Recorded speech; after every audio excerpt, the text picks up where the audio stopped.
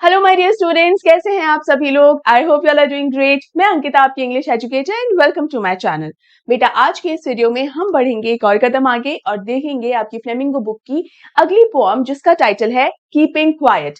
इस पोएम को लिखा है पैब्लो नेरूदा ने और इस पोएम के अंदर उन्होंने बात की है इंट्रोस्पेक्शन की, पीस की, शांति की। नाउ इंट्रोस्पेक्शन क्या होता है और किस तरीके की शांति की बात उन्होंने की है, ये सब हम जानेंगे जब हम इस पोएम को अच्छे से पढ़ेंगे, समझेंगे। And let me tell you, a beautiful poem and a very very meaningful poem. बहुत ही ज्यादा आप लोगों के लिए ये हेल्पफुल हो सकता है, तो इसे बहुत अच्छे से समझिएगा, बढ़िया तरीके से सीखिएगा कि पैब्लो नेरूदा क्या कहना चाहते हैं। लेकिन आगे बढ़ने से पहले आपको इस वीडियो को लाइक कर देना है और ज्यादा से ज्यादा शेयर कर देना है। तो बेटा, जितना आप शेयर करेंगे उतना ही स्टूडेंट्स तक पहुंच सकेगा और उनकी हेल्प हो सकेगी। So make sure you share the video. इसके अलावा चैनल को सब्सक्राइब करना नहीं भूलना है और क्लास 12 के टेलीग्राम चैनल को भी जरूर ज्वाइन करें, जिसकी लिंक आपको इस वीडियो के डिस्क्रिप्शन बॉक्स में मिल जाएगी। इस टेलीग्राम चैनल पे मैं क्लास 12 से जुड़े हुए सभी सीबीएसई के लेटेस्ट अपडेट्स और जो भी नोटिफिकेशंस रिलीज होते हैं वो सब तो अपलोड करती ही हूँ। इसके अलावा आपको सभी नोट्स, सभी पीडीएफ्स आपको यहाँ पर मिल जाएंगे। So make sure you join the Telegram channel. अब जल्दी से बढ़ते हैं हम इस वीडियो में आगे। इंट्रोस्पेक्शन, अगर हमें ये पोएम अच्छे से समझनी है तो जरूरी है कि हम इंट्रोस्पेक्शन इस शब्द के मीनिंग को, इसके इसेंस को पहले समझें, क्योंकि ये शब्द इस पोएम का सिर्फ एक कीवर्ड नहीं है। इनफैक्ट ये पूरी की पूरी पोएम ही इस शब्द के ऊपर टिकी हुई है। इतना जरूरी है ये शब्द। इंट्रोस्पेक्शन का अर्थ होता है आत्मनिरीक्षण, यानी जब हम अपनी ही फीलिंग्स, इमोशंस, हमारे थॉट्स, हमारे एक्शंस को जब ऑब्जर्व करते हैं, जब हम देखते हैं कि हमने जो काम किया है उसके क्या रिजल्ट्स निकला है, उसका क्या नतीजा निकला है, जब इन सभी चीजों को हम बहुत ध्यान से ऑब्जर्व करते हैं तो उसे ही कहा जाता है इंट्रोस्पेक्शन। बहुत जरूरी है कि हम ये गौर करें कि हमारे किए हुए एक्शंस का रिजल्ट क्या निकला है, उसका क्या परिणाम निकला है, ताकि हम अपने आप को बेहतर कर सकें, अपने काम को, अपने काम करने के तरीके को बेहतर बना सकें। लेकिन अगर हम अपने आप को ही ऑब्जर्व नहीं करें, अगर हम इंट्रोस्पेक्शन नहीं करें, तो हम अपने आप को बेटर नहीं कर सकते, क्योंकि हम हमारे एक्शंस के अंदर वो इंप्रूवमेंट, वो करेक्शन कभी कर ही नहीं पाएंगे। ये देखना बहुत जरूरी है कि हमारे किए हुए काम का क्या रिजल्ट निकला है, और ये देखना बहुत जरूरी है कि एक्शंस का लोगों पे, इस दुनिया पे, समाज पे क्या असर हुआ है। इस पूरी पोएम में इसी के बारे में बात की गई है कि थोड़ी देर ठहरिए, रुकिए और देखिए कि आपके एक्शंस का, आपके अपने थॉट्स का दुनिया पे क्या प्रभाव पड़ा है, क्या इंपैक्ट पड़ा है। राइट? बहुत ही ब्यूटीफुल पोएम है बेटा, इसे बहुत अच्छे से समझिएगा। राइट? आगे बढ़ते हैं और सबसे पहले समझते हैं पैब्लो नेरूदा के बारे में। अब पैब्लो नेरूदा जो है बेटा, वो इस पोएट का पेन नेम है। तो पेन नेम क्या होता है, वो माय मदर एट 66, इस पोएम के एक्सप्लेनेशन के दौरान मैंने आपको अच्छे से डिटेल में समझाया था। अगर आपने वो वीडियो नहीं देखा है अभी तक, माय मदर एट 66 के एक्सप्लेनेशन का वीडियो, तो मेक श्योर आप उस वीडियो को जरूर देखिए। यहाँ पर उसका लिंक डिस्प्ले हो जाएगा। इट्स अ ब्यूटीफुल पोएम, बहुत ही खूबसूरत पोएम है और पेन नेम का मीनिंग भी मैंने वहां समझाया है, तो आप उसे जरूर देखिएगा। राइट? पैब्लो नेरूदा, इस पोएट का जो रियल नेम है वो है नेफ्तली रिकार्डो रेइस बुसाल्टो। राइट? आई नो थोड़ा सा मुश्किल और काफी लेंदी नाम है, लेकिन ये नाम आपको ध्यान रखना पड़ेगा, क्योंकि कई स्टेट बोर्ड्स के अंदर एमसीक्यूज के अंदर ये क्वेश्चन पूछा गया है कि कीपिंग क्वाइट के पोएट का रियल नेम क्या है। पेन नेम उतना नहीं पूछा जाता है, लेकिन रियल नेम पर कई बार क्वेश्चंस आए हैं एमसीक्यूज में, स्पेशली स्टेट बोर्ड्स के अंदर। ठीक है, तो इसे ध्यान रखिएगा। नाउ ये पोएम जो है किस बारे में बात करती है? This poem talks about the necessity of quiet introspection and creating a feeling of mutual understanding among human beings. Now, आपने कई बार देखा होगा, नोटिस भी किया होगा कि जो दो लोगों के बीच में जो मिसअंडरस्टैंडिंग एक होती है, या किसी भी तरीके की नाराजगी होती है, या किसी भी तरीके की एक नासमझी हो जाती है, लड़ाई झगड़े जो होते हैं, उसका मोस्ट कॉमन रीजन क्या होता है? अरे मेरे कहने का मतलब वो नहीं था, अरे मैं ये नहीं कहना चाहता था, मैं जो कहना चाहता था वो ये है, अरे मेरे कहने का मतलब ये नहीं था, मैं कुछ और कहना चाह रही थी। सबसे ज्यादा यही होता है कि मिसकम्युनिकेशन जो होता है, मिसअंडरस्टैंडिंग का सबसे बड़ा कारण बन सकता है। कम्युनिकेशन एक वरदान की तरह होता है, खास तौर से इंसानों को। ये जो हमें लैंग्वेज एक मिली है, हम इतना इजीली अपने आप को एक्सप्रेस कर सकते हैं, लेकिन अगर यही कम्युनिकेशन हमने सही तरीके से नहीं अगर किया, ठीक है, अगर मिसकम्युनिकेशन किया, तो यही वरदान एक श्राप की तरह बन जाता है और फिर मिसअंडरस्टैंडिंग अपना घर बना लेती है। इसी मिसअंडरस्टैंडिंग से बचने के लिए हमें जरूरी है इंट्रोस्पेक्ट करना, एक क्वाइट इंट्रोस्पेक्शन, यानी एकदम चुपचाप शांति से ये ऑब्जर्व करना कि हमने जो एक्शंस किए हैं उसका क्या रिजल्ट निकला है, या दूसरों पर उसका क्या असर हुआ है। अगर एक फिल्मी डायलॉग के हिसाब से बात करूं तो आपने जरूर सुना होगा, अपने गिरेबान में झांक कर देखो। यही है इंट्रोस्पेक्शन का एकदम ट्रू मीनिंग, करेक्ट मीनिंग, कि खुद के गिरेबान में झांक कर देखना। तो हमें हमेशा दूसरों को क्रिटिसाइज करने से पहले ये सोचना है कि हमने जो किया है वो कितना सही और कितना गलत है। दूसरों को क्रिटिसाइज करना बहुत आसान है, उनमें कमियां निकालना हमारे बाएं हाथ का खेल है, it is a piece of cake. लेकिन अपनी खुद की गलतियों को पहचानना और फिर उन्हें स्वीकार भी करना, ये बिल्कुल आसान नहीं है, और वही करने की हमें जरूरत है। हमारे जो एक्शंस हैं, हमारा जो रवैया है, हमारा जो एटीट्यूड है, उसका किसी दूसरे पर क्या असर हो रहा है, या उसका दुनिया पे, नेचर पे उसका क्या असर हो रहा है। हम हमेशा कहते हैं कि हम दुनिया को बचाने के लिए बहुत कुछ कर रहे हैं, लेकिन क्या एक्चुअल में हम दुनिया को बचा रहे हैं? Not really.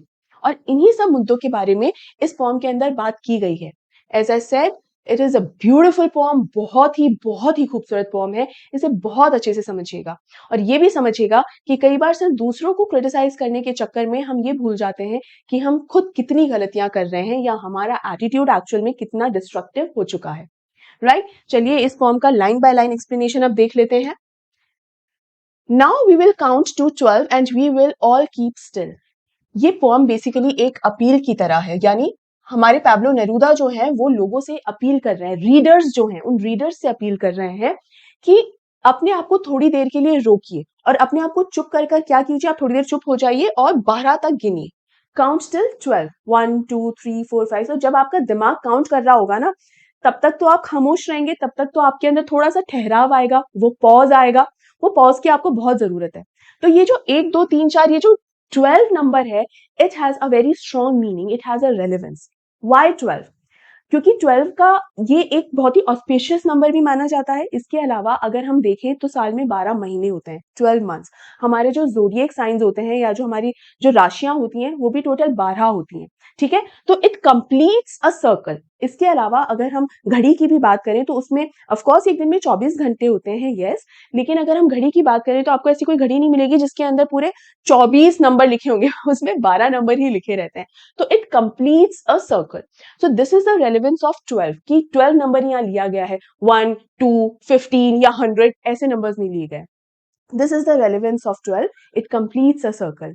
राइट? तो यहां पर 12 तक आप गिनिए, और ऐसे नहीं गिनना 1 2 3, नो, मन में काउंट करना है। और जब तक आप 12 गिनेंगे तब तक इस दुनिया में एक पॉज आ जाएगा। Now and we will all keep still, there will be no motion, complete quietness, complete silence, एकदम शांति रहेगी। नाउ जहां तक हम बात कर रहे हैं कि इस पोएम को रीडर्स को ही समझना है, ऐसा नहीं है। इनफैक्ट ये जो अपील है, ये अपील पैब्लो नेरूदा पूरी दुनिया से कर रहे हैं। ऑफ कोर्स रीडर्स को ही पता चल पाएगा, लेकिन ये अपील इसी तरीके की है कि जो रीडर्स है ना, वो बाकी लोगों को बताएं, और ऐसे बताते बताते ये जो चेन सिस्टम जो हो जाएगा ना, ये इस तरीके का चेन सिस्टम एक बने कि पूरी दुनिया तक ये मैसेज पहुंचे। और मैसेज ये है कि 12 तक अपने मन में गिनिए, और जब तक आप 12 तक गिनेंगे तब तक, उतनी देर तक पूरी दुनिया में एक खामोशी सी छाई रहेगी, एक साइलेंस रहेगा। Right? For once on the face of the earth, for once for the face of the earth, let's not speak in any language, let's stop for 1 second and not move our arms so much. मतलब पहली बार ऐसा होगा, for once मतलब एक बार कम से कम ऐसा हो इस धरती पर कि हम लोग कुछ भी ना बोले और किसी भी लैंग्वेज में ना बोले। ये एनी लैंग्वेज का मीनिंग क्या है? Any language that exist in this world, चाहे वो हिंदी हो, उर्दू हो, मराठी हो, या चाहे इंग्लिश हो या स्पेनिश हो, कोई सी भी भाषा हो, आप वो किसी भाषा में बात मत कीजिए। तो देखा जाए तो ये एनी लैंग्वेज क्या पूरी की पूरे यूनिवर्स को कवर कर रहा है? यस। इनफैक्ट यहाँ पर साइन लैंग्वेज को भी हम कंसिडर करेंगे कि इशारों में भी बात नहीं करनी है, डेमशरार्ड्स नहीं खेलना है भाई। तो एनी लैंग्वेज यहाँ पर किसे रिप्रेजेंट कर रहा है? यूनिवर्स को। ठीक है, कि यूनिवर्स के अंदर जितनी भी भाषाएं हैं, जिस भी तरीके की भाषाएं हैं, चाहे कोई सिग्नल वाली भाषा हो या कुछ भी हो, कुछ भी लैंग्वेज में आपको बात नहीं करनी है। ठीक है, एकदम कंप्लीट साइलेंस। और थोड़ी देर के लिए रुक जाएं, कुछ समय के लिए रुक जाएं, and not move our arms so much. ये जो आर्म्स है, ये दो चीजें दिखाता है। एक तो हमारी जो एक्टिविटी है, जो भी हम काम कर रहे हैं, जैसे इस टाइम पे मैं आपको पढ़ा रही हूँ, तो एक तो ये एक्टिविटी, एक तो ये आर्म्स यहाँ पर बताता है। और जो दूसरा मीनिंग है, वो क्या मीनिंग है? वो है आर्म्स एंड अम्यूनिशंस, यानी जो भी गोला बारूद जो है वो। ठीक है, गोला बारूद, वेपन्स, तो यानी वॉर्स बेसिकली। ठीक है, जो वॉर्स है, तो गोला बारूद इन सब के लिए भी, तो आर्म्स सजेस्ट बोथ एक्टिविटी भी, हम जो काम कर रहे हैं वो भी, और ये जितनी भी वॉर्स हो रही है वो, भाई सब कुछ रुक जाए, थोड़ी देर के लिए रुक जाओ, ठहरो जरा, ऑब्जर्व करो कि क्या कर रहे हो आप लोग, है ना। It would be an exotic moment. Exotic का मतलब क्या है? यूनिक। ये एक ऐसा पल होगा, एक ऐसा लम्हा होगा जो अपने आप में एक्सोटिक होगा, यूनिक होगा, क्योंकि आज से पहले इस दुनिया ने किसी भी सदी में ऐसा कुछ नहीं देखा होगा जहां पूरी की पूरी दुनिया, जितने भी लोग हैं वो रुक गए हों, जितने भी इंसान हैं, ह्यूमन बींग्स जो हैं वो रुक गए हों, क्योंकि ये अपील सिर्फ ह्यूमन बींग्स से हो रही है और किसी से नहीं हो रही है। एनिमल्स से, बर्ड्स, इंसेक्ट्स, इन सबसे नहीं हो रही है, सिर्फ ह्यूमन बींग्स से ये अपील हो रही है। ये मोमेंट अपने आप में इतना नायाब मोमेंट होगा, इतना एग्जॉटिक और इतना यूनिक मोमेंट होगा कि जहां पूरी की पूरी दुनिया के लोग रुक गए हों, राइट। और ऐसा मोमेंट पहले कभी किसी ने विटनेस नहीं किया होगा। Without rush, without engines, we would all be together in a sudden strangeness. सबसे पहले तो सडन स्ट्रेंजनेस क्यों है? ये ऑलिट्रेशन भी है। एलिट्रेशन कैसे? स और स साउंड आ रहा है, तो ये एलिट्रेशन भी है। नाउ यहाँ पर ये सडन स्ट्रेंजनेस क्यों है? क्योंकि इस तरीके की, ये स्ट्रेंज ही है, ये अजीबोगरीबी है कि सब लोग चुप हैं, एकदम क्वाइट, कंप्लीट साइलेंस। तो ये अचानक से ऐसी चुप्पी स्ट्रेंज ही लगती है, अजीब ही लगती है ना। पहली बार ऐसा होगा कि जब हमें कहीं जल्दीबाजी नहीं होगी, कोई रश नहीं होगा। जल्दीबाजी, किसी को स्कूल जाना है, कॉलेज जाना है, किसी को ऑफिस जाना है, कभी किसी को कोई काम करना है, किसी को किचन के काम की भागा दौड़ी है ना। तो ये जो हमें रोज सुबह जल्दी रहती है, हर समय हमें, हमारे पास टाइम ही नहीं होता है कि अरे समय ही नहीं है, वो दौड़ भाग, वो जल्दीबाजी नहीं रहेगी। पहली बार ऐसा मोमेंट होगा जब हमें किसी चीज की जल्दीबाजी नहीं है, हम कहीं के लिए भी लेट नहीं हो रहे होंगे। कोई इंजन्स नहीं होगा। ये इंजन्स क्या सजेस्ट करता है? सारी मशीन्स या व्हीकल्स, ये सब कुछ सजेस्ट करता है कि भाई ना तो कोई मशीन्स काम कर रही होंगी, मशीन्स का भी शोर नहीं होगा, उसकी भी नॉइज नहीं होगी, ना ही हमारे व्हीकल्स कोई आवाज कर रहे होंगे क्योंकि हम रुके हुए हैं, तो वो भी नॉइज नहीं होगा। और पहली बार ऐसा होगा कि हम सब कौन है? द एंटायर मैनकाइंड, ठीक है, जितने भी ह्यूमंस हैं वो हम सब लोग एक साथ होंगे, क्योंकि पहली बार ऐसा होगा कि जब हम एक साथ एक काम कर रहे हैं, एक जैसा, जो कि है चुप रहने का, ठीक है। और ये डेफिनेटली एक सडन स्ट्रेंजनेस है कि सबके सब लोग आज एक साथ हैं और एकदम चुप हैं। थोड़ा अजीब तो है ही। Fisherman in the cold sea would not harm whales. अब ये जो वेल्स है, वेल फिश जो होती है, ये वेल पूरी की पूरी एक्वेटिक लाइफ को बताती है। पूरी की पूरी जो समुद्री जीवन है, उसमें जितने भी क्रीचर्स हैं, उन सबको रिप्रेजेंट कर रही है वेल। तो सिर्फ वेल फिश नहीं है, पूरा का पूरा समुद्री जीवन है ये, ठीक है। तो जो फिशरमैन है, मछुआरे जो हैं, सब लोग रुकेंगे तो मछुआरे भी रुकेंगे। मछुआरे रुकेंगे तो क्या हमारी एक्वेटिक लाइफ को भी थोड़ा सांस आएगा? बिल्कुल आएगा, क्योंकि जिस तरीके से मछुआरे जो हैं मछलियों को पकड़ रहे हैं, कहीं ना कहीं जो वाटर बॉडीज, इनका जो एक टेम्परेचर होता है, क्या वो भी बैलेंस खराब हो रहा था? बिल्कुल हो रहा था। तो रुकेंगे वो भी।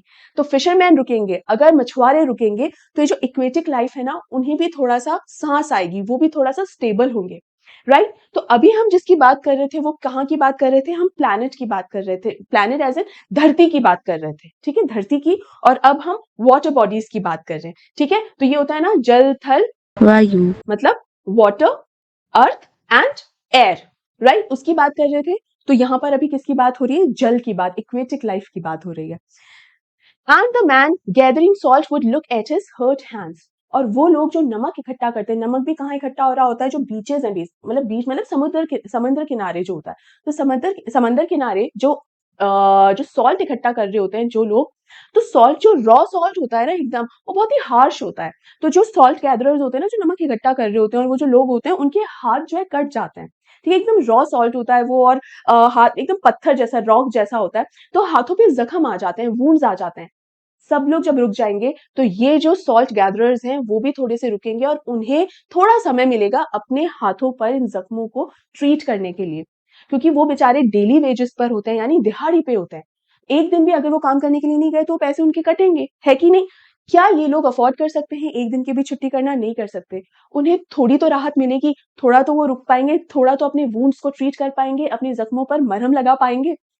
यानी आप देखिए कि लोगों की किस तरीके की मतलब लिविंग स्टैंडर्ड में यहाँ पर बताने की कोशिश कर रही हूँ कि लोगों को इतना काम होता है कि अगर उन्हें कोई इंजरी भी हो जाए, चोट भी लग जाए, तो उस चोट के ठीक होने तक का वो वेट नहीं कर सकते, चाहे वो एक छोटी सी चोट ही क्यों ना हो, है ना। कोई बड़ी बीमारी की बात नहीं कर रही हूँ मैं, छोटी सी चोट को भी ट्रीट करना वो अफोर्ड नहीं कर सकते, क्योंकि वो छुट्टी नहीं ले सकते, है ना। तो कम से कम उन्हें तो राहत मिलेगी, तो अपने हर्ट हैंड्स को वो थोड़ा सा ट्रीट कर पाएंगे, राइट।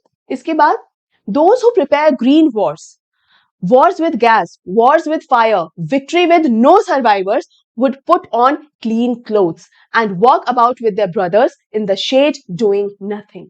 इसका मतलब क्या है, जो जो लोग वॉर्स में, चाहे वो किसी भी तरीके की वॉर हो, चाहे वो ग्रीन वॉर्स हो, ये वो वॉर्स हैं जिसके अंदर वेपन्स नहीं इस्तेमाल हो रहे होते हैं, लेकिन जैसे हमारे एनवायरनमेंट को जिस तरीके से नुकसान पहुंच रहा है, पेड़ हम काट रहे हैं, तो वो पेड़ काटने की वजह से जो टेम्परेचर जो बढ़ जाता है किसी भी जगह का, या इवन यू नो कि पेड़ काटने की वजह से बहुत ज्यादा नुकसान होता है।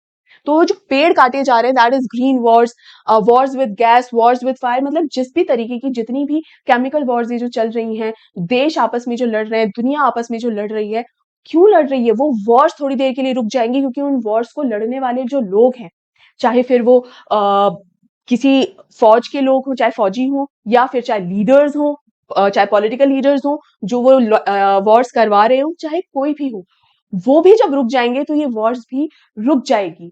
और ये लोग, they would put on clean cloth. तो क्लीन क्लोथ का मतलब ये नहीं कि अभी तक मैले कुचले कपड़े पहनकर आते थे, अब साफ सुथरे कपड़े पहन कर आएंगे, नहीं। यहाँ पर क्लीन क्लोथ के पहनने का मतलब ये है, ये क्या सिंबलाइज करता है, किस चीज का मेटाफर है? बेसिकली ये मेटाफर है कि जब ये लोग भी लड़ाई लड़ने से रुक जाएंगे, या वो लोग, those who are responsible for these wars, the leaders, the so called leaders who are responsible for these wars, वो सो कॉल्ड लीडर्स भी थोड़ा अपने जो उनका जो डिस्ट्रक्शन एटीट्यूड है, वो डिस्ट्रक्टिव एटीट्यूड साइड में रख के एक कंस्ट्रक्टिव एटीट्यूड वो कैरी करेंगे। तो ये क्लीन क्लोथ उनका कंस्ट्रक्टिव एटीट्यूड दिखाता है, और उनकी एक प्योर थॉट प्रोसेस दिखाता है कि पहली बार वो लड़ाई झगड़ा, अरे वहां पर आक्रमण कर, हमें ही जीतना है, ये इस तरीके का डिस्ट्रक्टिव एटीट्यूड और इस तरीके की पेसिमिस्टिक थॉट प्रोसेस को वो छोड़ के थोड़ा सा कंस्ट्रक्टिव सोचेंगे, थोड़ा सा पॉजिटिव ऑप्टिमिस्टिक होकर सोचेंगे कि हमें थोड़ी देर के लिए रुकना है। तो क्लीन क्लोथ कंस्ट्रक्टिव और पॉजिटिविटी दिखाता है यहाँ पर, right. And work about with the brothers. ये ब्रदर्स क्या है? ब्रदर्स इज अ सिंबल, ये अगेन एक पोएटिक डिवाइस है, सिंबलिज्म। ब्रदर्स दिखाता है द होल मैनकाइंड, जो जितने भी दुनिया में इंसान है, जितने भी ह्यूमंस हैं, उन सब का मतलब बेसिकली भाईचारा दिखाने के लिए कि जितने भी लोग हैं वो एक्चुअल में हमारे दुश्मन नहीं है, वी ऑल आर ह्यूमंस। हाँ, हो सकता है कि हमारी कद काठी, हमारे चेहरे एक दूसरे से थोड़े अलग हो, क्योंकि हम जिस एरिया में जन्म लेते हैं, उस एरिया का कैसा वेदर है, वहां का वहां की ज्योग्राफी, वहां की लैंडस्केपिंग, ये सारी जो एस्पेक्ट्स होते हैं, वो हमारी जिस तरह से हम दिखाई देते हैं, उन सब चीजों पे असर डालते हैं वो सारी चीजें, कि हम कहाँ से बिलोंग करते हैं, राइट। तो इसीलिए, लेकिन है तो हम एक ही रेस के, we all are humans, we belong to one race and that is human beings, right. तो हम सब ये भाईचारा दिखाने के लिए ये सारी चीजें हैं। शेड डूइंग नथिंग, शेड यहाँ पर क्या है?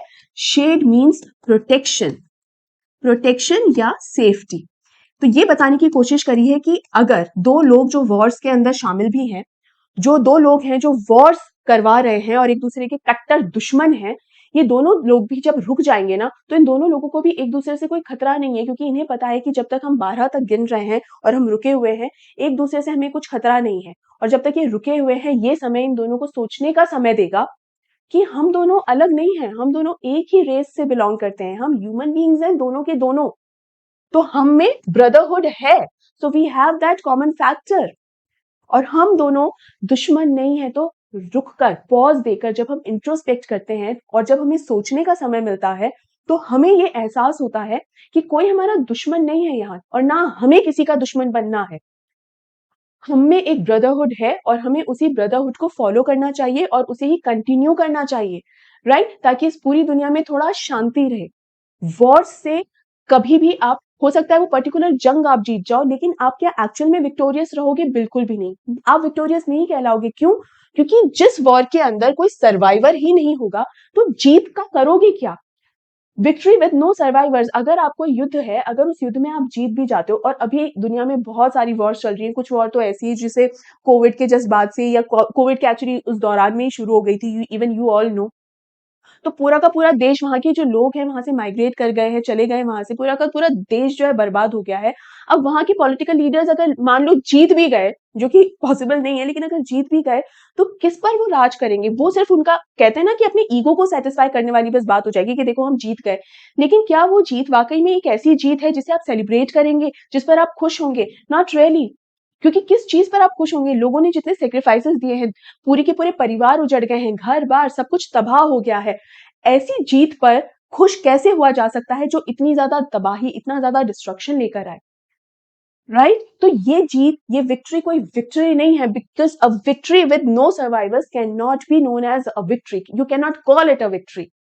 राइट तो यही यहाँ पर बताने की कोशिश की गई है बेटा कि हम समझते हैं कि हम जो लड़ रहे हैं हम जीत गए अगर उस लड़ाई को, तो हमें लगता है कि हम विजयी घोषित हो गए, लेकिन ऐसा नहीं होता। आप ये देखो कि उस जीत को जीतने के लिए आपने क्या कुर्बानी दी है या आपने क्या खोया है। Actually it's not only about the sacrifice, it's about what you have lost, है ना, आपने क्या खो दिया है। ये भी आपको देखना, ये भी समझना आपको बहुत जरूरी है। ठीक है, आगे बढ़ते हैं। आई होप बेटा ये आपको समझ में आ रहा है अच्छे से, एंड आई होप आपको ये पसंद भी आ रही है वर्ब। ठीक है, चलिए आगे बढ़ते हैं। What I want should not be confused with total inactivity. Life is what it is about. I want no truck with death. If we were not so single-minded about keeping our lives moving and for once could do nothing, perhaps a huge silence might interrupt the sadness of never understanding ourselves and of threatening ourselves with death. ये इतना खूबसूरत paragraph है, इतना खूबसूरत stanza है। ये जो कहा गया है ना, ये पैब्लो नेरूदा क्या कहने की कोशिश कर रहे हैं, what I want should not be confused with total inactivity. यानी मैं जो आपको थोड़ी देर के लिए पॉज लेने के लिए, जो ब्रेक लेने के लिए कह रहा हूं ना, उससे मेरा ये मतलब नहीं है कि टोटल इनएक्टिविटी हो जाए, कि आप कुछ करे ही नहीं, एकदम मतलब होता है ना कि कुछ नहीं कर रहे बस पड़े हुए हैं। नो, मैं आपको इनएक्टिव होने के लिए नहीं कह रहा हूं, और ना मैं ये कह रहा हूं कि कुछ नहीं करना है, ऐसा नहीं है। मैं आपको एक्चुअल में कुछ करने के लिए बोल रहा हूं, और वो क्या है, introspection. So here Pablo Neruda is saying कि मैं आपको जो ठहरने के लिए बोल रहा हूं, वो ठहरने का मतलब इनएक्टिव हो जाना नहीं है, वो ठहरने का मतलब है आत्मनिरीक्षण करिए। इस समय में जो समय आपने पॉज लिया है, ये जो आपको 12 तक मैंने अब मन ही मन गिनने के लिए कहा है, वो इसलिए कहा है ताकि आप इंट्रोस्पेक्ट कर सके, अपने गिरबान में झांक सके। Right, life is what it is about. जीवन जो है वो तो है, आप लाइफ का कुछ भी नहीं कर सकते। जिस तरीके से धरती घूमती है, आपका कोई बस नहीं चल सकता। तो यहाँ बेसिकली नेचर के बारे में बात हो रही है कि जो नेचर है वो इतना पावरफुल है कि वो इंसान के हिसाब से नहीं चल सकता है। तो नेचर तो जो है वो है, लाइफ जो है वो तो है। I want no truck with death, it means what, ये एक इडियम है बेटा। ये जो सेंटेंस है ना, I want no truck with death, it is basically an idiom. आपके बुक के अंदर भी इसका मीनिंग दिया हुआ है। It means I have nothing to do with that, मतलब मेरा उससे कोई लेना देना नहीं है। इस सेंटेंस का मतलब, इस इडियम का मतलब यही होता है। If we were not so single minded, single minded का मतलब क्या है, सेल्फिशनेस। ठीक है, सेल्फिशनेस, कि अगर हम इतने सिंगल माइंडेड नहीं होते, अगर हम इतने सेल्फिश नहीं होते कि जहां हम सिर्फ अपने ही बारे में सोचें, about keeping our life moving, कि भाई हमारा जीवन बढ़िया चलता रहे, अगर हम इतने सेल्फिश नहीं होते ना, and for once could do nothing, perhaps a huge silence might interrupt the sadness of never understanding ourselves and of threatening ourselves with death. इसका मतलब ये है कि हर इंसान, मतलब मेरा इस चीज से कोई लेना देना नहीं है। किस चीज से कोई लेना देना नहीं है? आप पैब्लो नेरूदा किस बारे में बात कर रहे हैं? Basically he is saying that I am not voting for all this destruction. मतलब ये जितना भी डिस्ट्रक्शन इस दुनिया में हो रहा है, जो भी वॉर्स हो रही हैं, या हम इन्वेंशंस के नाम पे वेपन्स जो क्रिएट करते जा रहे हैं डिस्ट्रक्शन के, और बड़े बड़े जो एग्जाम्पल्स हमारे सामने हैं, तो हम कहने को तो इन्वेंशंस हैं, लेकिन एक्चुअली में हम क्या कर रहे हैं, इस दुनिया के अंदर इस दुनिया को बर्बाद करते चले जा रहे हैं।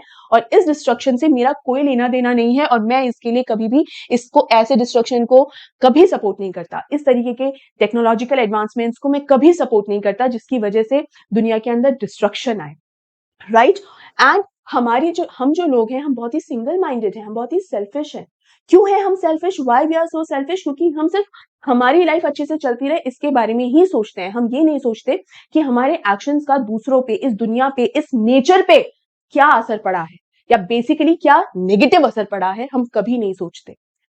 अगर हम ये चीज सोचे ना, तो यहां बेसिकली क्या कहा जा रहा है कि जब हम पॉज लेंगे, हर तरफ डिस्ट्रक्शन फैला हुआ है। राइट, अगर, और डिस्ट्रक्शन का मतलब क्या है, डिस्ट्रक्शन का क्या रिजल्ट होता है, सैडनेस ओनली। खुशी थोड़ी, अरे वाह दुनिया बर्बाद हो गई, क्या मजे की बात है, ये क्या खुशी की बात है क्या? बिल्कुल भी नहीं। तो सैडनेस की बात है, this sadness. So interrupt this sadness का मतलब क्या है, जब आप और मैं और ये पूरी दुनिया थोड़ी देर के लिए जब पॉज कर देगी, थोड़ी देर के लिए जब रुक जाएगी, तो ये जो डिस्ट्रक्शन है वो डिस्ट्रक्शन रुक जाएगा।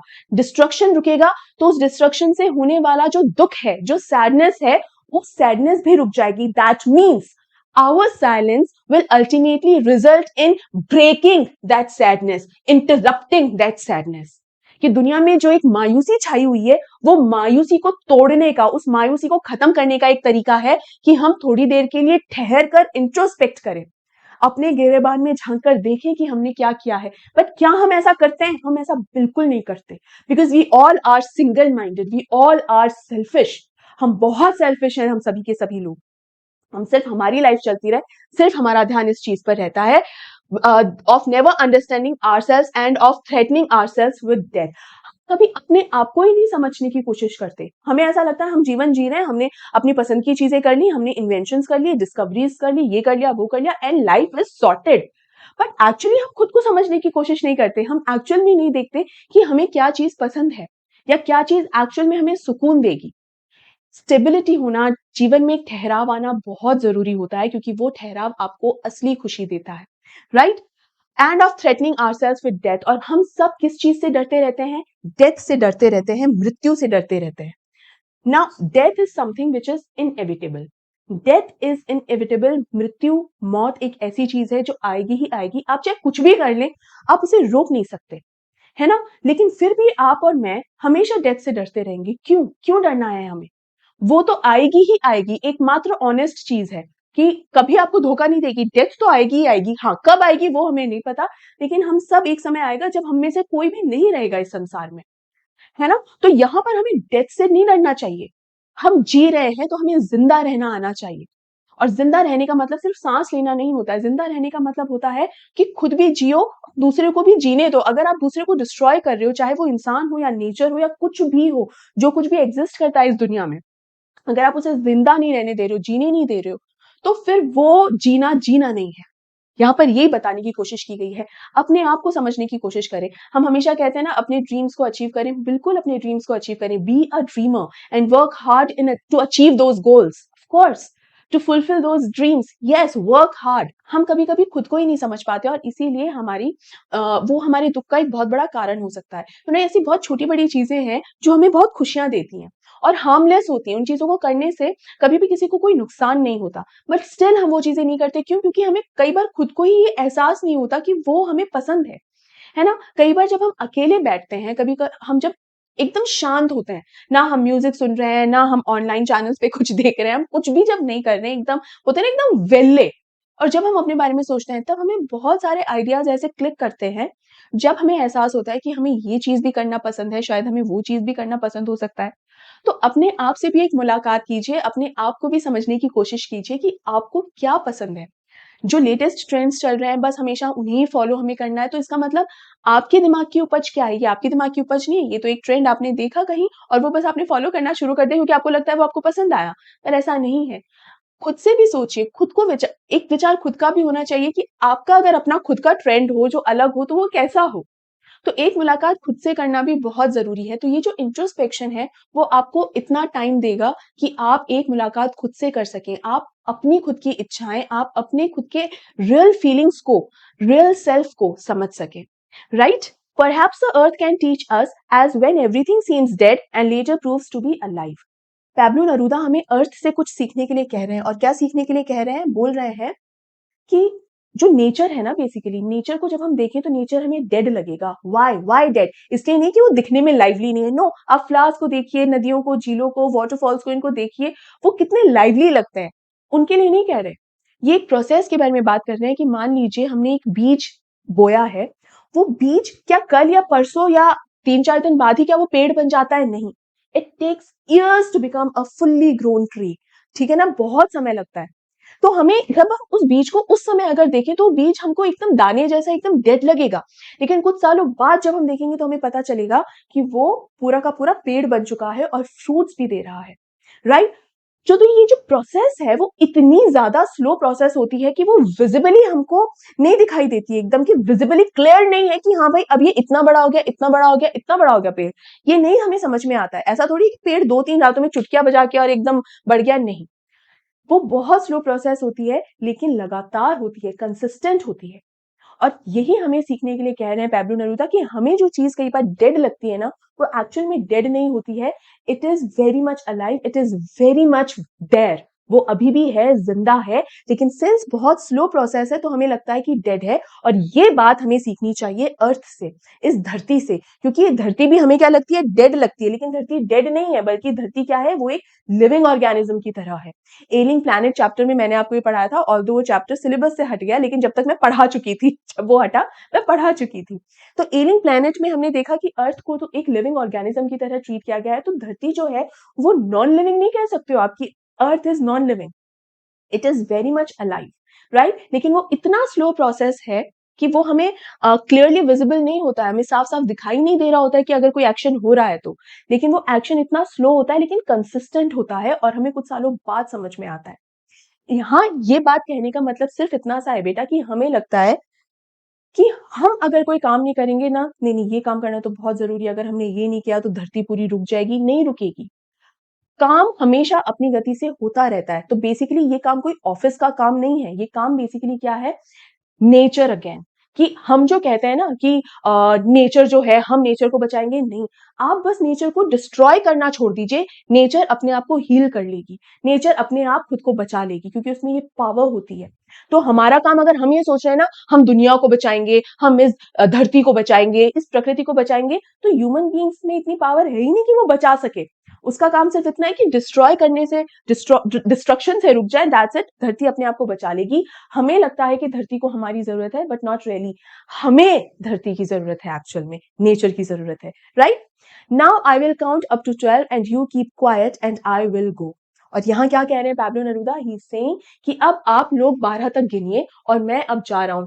अब पैब्लो नेरूदा ने एकदम आखिर में द रिस्पॉन्सिबिलिटी जो है, उस रिस्पॉन्सिबिलिटी को रीडर्स के ऊपर छोड़ दिया है, इस दुनिया के लोगों के ऊपर छोड़ दिया है कि अब आप लोग 12 तक गिनिए, मन ही मन गिनिए, चिल्ला चिल्ला कर नहीं। और जब आप ये गिनती कर रहे हो उस टाइम पर आप इंट्रोस्पेक्ट कीजिए, अपने गिरेबान में झांक कर देखिए और समझिए मैंने आपको क्या कहा है। तो यहाँ बेसिकली क्या कहने की कोशिश कर रहे हैं पैब्लो नेरूदा, हर कदम पे इंट्रोस्पेक्ट करने की कोशिश कर रहे हैं कि आपके एक्शंस जो हैं वो कितना डिस्ट्रक्शन लेकर आ रहे हैं। आपको जो लग रहा है ना कि हमने ये डिस्कवरी कर ली, हमने ये इन्वेंट कर लिया, हमने ये कंस्ट्रक्ट कर लिया, लेट्स से अगर हम कोई बिल्डिंग भी कंस्ट्रक्ट करने की सोच रहे हैं तो आपको क्या लगता है हमने कंस्ट्रक्शन किया, लेकिन उस कंस्ट्रक्शन से पहले आपने कितना डिस्ट्रक्शन किया होगा, कितने पेड़ आपने काटे होंगे, उसका भी तो हिसाब आप ही को रखना है, उसके बारे में भी तो आप ही को सोचना है। और हम जब पेड़ काटते हैं तो उसकी जगह हम दूसरे पेड़ अगर लगाएं तब भी हम कह सकते हैं कि भाई कंस्ट्रक्शन है, और कुछ सालों बाद वो ना एक रोटेशन में आ जाता है कि हाँ ठीक है, पहले वाले पेड़ अब वो बड़े हो गए तो वो एक रोटेशन में आ जाता है। लेकिन हम तो सिर्फ पेड़ काटते हैं, नए पेड़ उगाने का काम तो हमने ले ही नहीं रखा, वो भी तो हमारी ही रिस्पॉन्सिबिलिटीज है ना। लेकिन तो यही कहने की कोशिश कर रहे हैं कि अगर आपको ये लगता है कि आप धरती को बचा सकते हैं या आप धरती को बचाएंगे, तो आप अपने आप को बचाइए। और अपने आप को बचाने का मतलब है कि धरती को किसी तरीके का नुकसान मत पहुंचाइए, नेचर को किसी तरीके का नुकसान मत पहुंचाइए। अगर आप बस वो नुकसान पहुंचाने से रुक जाएं, डिस्ट्रक्शन से रुक जाएं, तो धरती अपने आप को हील कर लेगी, एंड दैट्स इट। तो इंट्रोस्पेक्ट कीजिए, आपको भी मुझे भी ये इंट्रोस्पेक्ट करने की जरूरत है, और बार बार यही कहा है पैब्लो नेरूदा ने। आई होप बेटा आपको अच्छे से ये पोएम समझ में आ गई है। मैंने आपको ये बहुत ज्यादा धीरे धीरे पढ़ाई है ताकि बहुत अच्छे से आप इसको समझ सके। ये पोएम यहाँ कंप्लीट हो गई है। अब हम जल्दी से इसके पोएटिक डिवाइसेस देख लेते हैं। तो सबसे पहले तो है एलिट्रेशन। देखिए, वी विल में व, वी वुड में सडन स्ट्रेंजनेस, ये तो मैंने आपको बताया ही था। हिज हर्ट हैंड्स, तो ह साउंड रिपीट हो रहा है। वॉर्स विद, व साउंड रिपीट हो रहा है। क्लीन क्लोथ्स में क्ल साउंड रिपीट हो रहा है, ठीक है। तो यहाँ बेसिकली क्या है, एलिट्रेशन क्या होता है, एक सेंटेंस के अंदर आप, अच्छा ये कभी नहीं होता है, ये सिर्फ एक चांस है कि ये दोनों शब्द जो है साथ साथ आ रहे हैं। जरूरी नहीं है कि 2 or 3 or more words have to come together, only then you can call it an alliteration। नहीं, ऐसा नहीं होता है। यहाँ पर बस ये एक चांस वाली बात हो गई है कि ये सारे वर्ड्स जो हैं वो साथ साथ आ रहे हैं। नाउ यहाँ पर जो वी विल है, तो एक सेंटेंस में जितने भी वर्ड्स हैं हमें उन वर्ड्स के पहले लेटर का साउंड देखना होता है, और सेम साउंड अगर रिपीट हो रहा होता है तो वो एलिट्रेशन है, ठीक है। तो अगर मान लीजिए एक सेंटेंस में अगर 6-7 वर्ड्स हैं, उन 6-7 वर्ड्स में से अगर 3-4 या इवन 2 वर्ड्स का भी जो आसपास है, क्लोजली प्लेस्ड वर्ड्स जो हैं, उनके फर्स्ट लेटर का साउंड अगर सेम आ रहा है तो वो एलिट्रेशन में आ जाएगा। बट क्लोजली प्लेस्ड, ऐसा नहीं कि 7 वर्ड्स का सेंटेंस है, पहला और आखिरी वर्ड अगर सेम साउंड आ रहा हो तभी, नो, ऐसा नहीं होगा, ठीक है। Then anaphora. एनाफोरा क्या होता है बेटा, जो लाइंस होती हैं, कंटिन्यूएशन में जो लाइंस आती हैं ना, उनकी स्टार्टिंग बिगनिंग अगर सेम हो तो उसे एनाफोरा कहा जाता है। फॉर एग्जाम्पल देखो मैं यहाँ पर आपको समझाती हूँ, जो एनाफोरा है वो यहाँ पर है, लेट्स नॉट लेट्स स्टॉप, तो ये 4 लाइन्स का स्टेंजा है, ठीक है। मान लीजिए लेट्स नॉट सेकेंड लाइन जो है उसमें लेट्स से स्टार्ट हो रहा है, थर्ड लाइन भी जो है लेट्स से स्टार्ट हो रही है, तो दीज 2 लाइन्स आर एनाफोरा। लेकिन मान लीजिए ये तो कंटिन्यू है, मान लीजिए अगर ये कंटिन्यूटी ब्रेक होती है कि सेकेंड लाइन लेट्स शब्द से स्टार्ट हो रही है और फिर फोर्थ लाइन लेट्स शब्द से स्टार्ट हो रही है, तो यानी सेकेंड और फोर्थ लाइन ब्रेक आ गया ना, थर्ड लाइन के अंदर लेट्स से स्टार्ट नहीं हो रहा है, क्या उस केस में भी ये एनाफोरा होगा? नहीं, उस केस में एनाफोरा नहीं होगा। तो लाइन कंटिन्यूअसली आनी चाहिए और फर्स्ट वर्ड या मोर देन वन वर्ड अगर वो सेम होता है, एग्जैक्ट सेम होता है, तो वो एनाफोरा है। जैसे यहाँ सेकेंड वर्ड है नॉट, यहाँ पर सेकेंड वर्ड है स्टॉप, तो यहां सिर्फ लेट्स तक ही, अगर लेट्स नॉट नेक्स्ट लाइन में भी लेट्स नॉट होता तो नॉट तक वो एनाफोरा कहलाता। राइट, आई होप बेटा ये समझ में आ गया है, क्लियर है। आगे बढ़ते हैं, नेक्स्ट हमारी पोएटिक डिवाइस जो है वो क्या है? एसोनेंस। एसोनेंस भी मैंने आपको पिछले वीडियो में बताया था, माय मदर 66 वीडियो में। एसोनेंस और कॉन्सोनेंस भी क्या होते हैं? एलिट्रेशन की तरह ही होते हैं। डिफरेंस ये होता है कि एसोनेंस में वावल साउंड सीखते हैं और कॉन्सोनेंस में कॉन्सोनेंट साउंड सीखते हैं, ये एक डिफरेंस होता है। दूसरा डिफरेंस ये होता है कि एसोनेंस और कॉन्सोनेंस के अंदर वर्ड के किसी भी लेटर का साउंड आप देखते हो वो साउंड सेम होना चाहिए, वो वावल साउंड देखते हो वो सेम होना चाहिए, लेकिन एलिट्रेशन में आप सिर्फ वर्ड के फर्स्ट लेटर का साउंड ही आप कंसिडर करते हो बस, ठीक है। तो यहाँ एसोनेंस कहां पर है बेटा?